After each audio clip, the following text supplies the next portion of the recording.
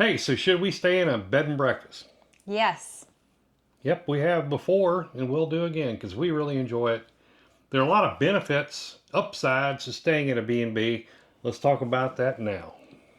A B&B really provides you a kind of a personalized experience and local charm. Hmm.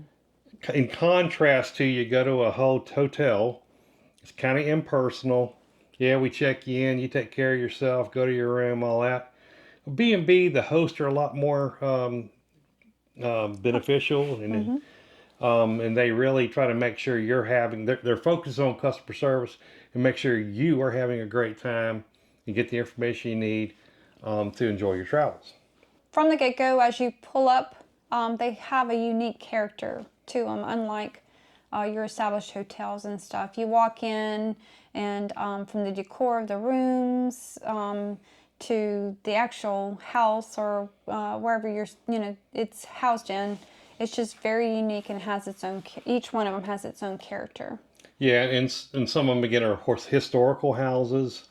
We've stayed at one in Arizona that was outside of Tucson. That was quite artistic. Mm-hmm. Had a theme that was quite artistic. Mm-hmm. Nevertheless, these houses are kind of again have character. Mm-hmm. The hostess, many of them have character, Mm-hmm. and it's an enjoyable experience. Right. One of the places we stayed in Arizona, each room had a different theme Yep. to it. So not only is maybe the house, but each room is especially tuned to a certain theme. One So, had like a canyon theme, different kinds of stuff mm-hmm. like that. Yeah. Yeah. So unique character.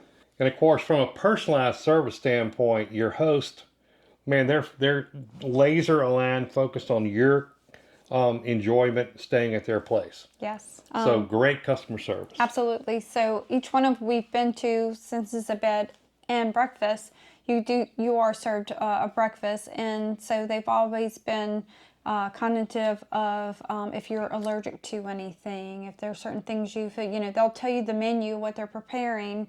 Are you good with that, Are or do you you need to do something different? right? So They're always real. Yeah. that's what he means by personalized service, or one of the areas where you do get personalized service. So very in tuned on you as you, not just a person in that room.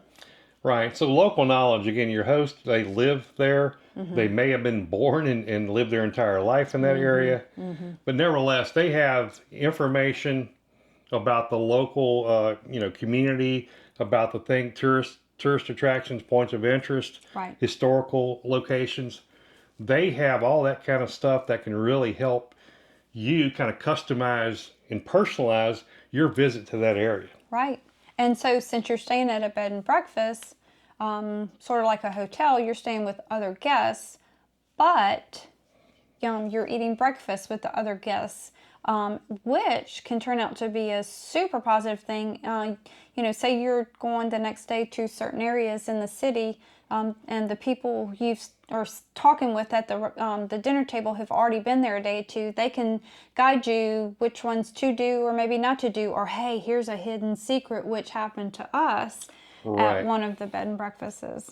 Yeah, and for example, we were staying at a ranch house kind of in the middle of nowhere right outside the Valley of the Gods Mm-hmm. in southeast Utah, Mm-hmm. right near the line there. But anyhow, a couple that were there were eating breakfast, and they mentioned, hey, if you're going to go to this particular national park, ask the park ranger about these petroglyphs that are way in the back that nobody knows about. Right. It's not even on their map, you specifically have to go to the park ranger and ask where they Or are, you wouldn't be able to find it. or you would not ever find it. So, and we were the only people there, and so I don't know how many people actually get to see him, but we did. Yeah, so those just kind of, special things, information you can get either from the host Mm-hmm. or from some of the other couples that may be, staying. And that's an important point, to think about is the chance of you getting that information at a Holiday Inn Mm-hmm.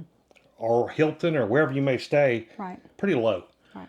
But people who do like going to bed and breakfast, they basically like to engage in social interaction, especially some more than others.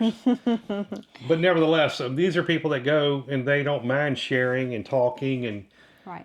sharing their findings from their day before, those kind of things. So kind of neat. Right. And another benefit is it's a more homey atmosphere. It's more relaxing. You're staying in a bedroom, kind of like you would stay in your house. You have the bathroom right there. You don't have to share a bathroom or anything that we've ever experienced. There's some you may I'm sure have to, there's but some yeah. you may have to, but we haven't experienced that.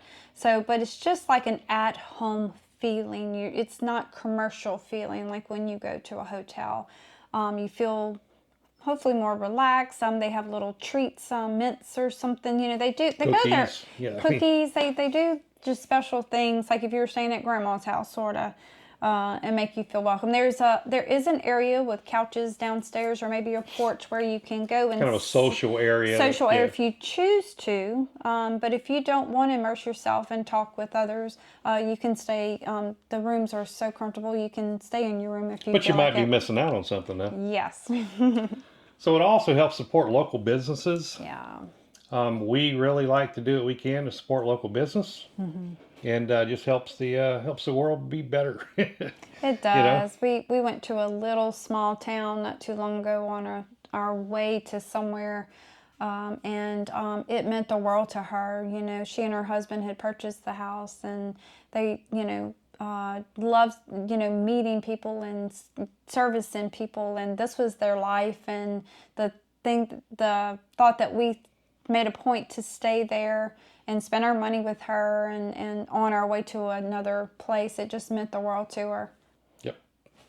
It's got also a community feel. You feel part of a community. When you stay in a hotel, or a place where you're just, going to a hotel room and then you're going to use stuff and you're going back, you don't feel part of the community. When you go to a bed and breakfast, you actually feel part of the community, because people kind of all have that same travel and talking about travel and stuff, and so you feel part of a community when you go. And again, as I said, if you're staying at a B&B, more than likely you enjoy engaging discussion with other people, right? If you go to a hotel, not necessarily so, because you're going to be on your own. Right. But people who do go to B&Bs generally enjoy that social interaction with other people and sharing knowledge and that kind of thing. Of course, and their title is bed and breakfast. So you get a room with a bed, but you also get a typically very, very good breakfast. Absolutely, and hearty, filling, so you can go out on the rest of your day and do your points of interest or whatever you want to do. And the host is always real attentive, making sure there's anything you need, if you have any allergies and just all that kind of stuff. So it's a good breakfast to get you set up to have a fun experience the rest of your day on your travels. I haven't had a breakfast that I haven't enjoyed yet. Yep. And so you do get quite a few, or sometimes a few, complimentary amenities, Wi-Fi, the cable on the TV, sometimes with movie channels, sometimes neat little snacks and drinks in a little mini refrigerator in your room. So it sometimes you get surprised with some of the neat little amenities you get that you wouldn't get normally staying in a hotel. Yeah, and sometimes the B&Bs, you'll find them, they are kind of in more of a peaceful, quiet area. Yes. They're not always in the city with all the traffic and all that. So it's just a nice place to kind of go and relax, get some good rest, have a good breakfast, and go on to your next day of your travels. Now, one of the key things about B&Bs, I think, for us, has been some of the memorable experiences that we've had that we would have never had had we not gone to a particular B&B. Right. And so one example I give you is we stayed at this B&B that had the real artsy rooms that was on the outskirts of Tucson, across the mountains from Tucson in Arizona. And it was literally up against the fence of the Saguaro National Park West. And we didn't know this ahead of time, right, when we booked it, but they basically have what's called a cement watering hole. So it's an area where they run a hose and fill the little tank, or fill the little concrete depression with water. And every night, animals come to drink water there. So we sit there, and it was cool. You just sit outside in some chairs and you watch the watering hole. Well, they put the chairs out. They ask you want wine or beer. They bring it to you. So you're sitting there with this without the animals, it's beautiful scenery to begin with. And you have a beverage. Have a beverage or two, but you don't want to move too much because you don't want to spook any of the animals. But you got mule deer that came up there and drank out of the hole, and they really didn't care about us. Mm-mm. You had a couple of owls that came in and drank water. Mm-hmm. You had some javelina that came in. Man, they made all kind of ruckus. They were so loud. Whole family of them. Then the other cool part was we had two coyotes that came in, and they came from kind of towards the front yard. We're sitting in the back, and I'm kind of looking. I looked back to my left. Aaron was right next to me, and there was a coyote not, I don't know, 25 foot away. And he didn't care. He was walking to get some water. He didn't care about He us didn't at care, all. but he sat there and walked out, and then another one came, and they're all drinking this water out there right in front of us. It was very memorable. I can't even tell you how much fun that was.